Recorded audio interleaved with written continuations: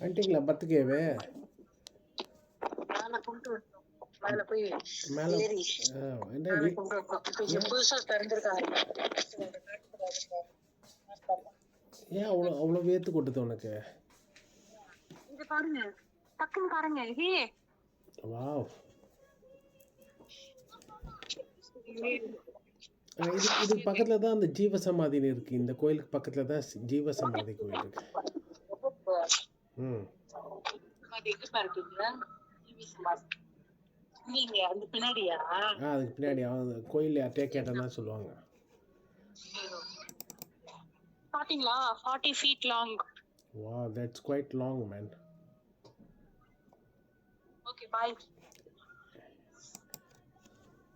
எங்க லாயா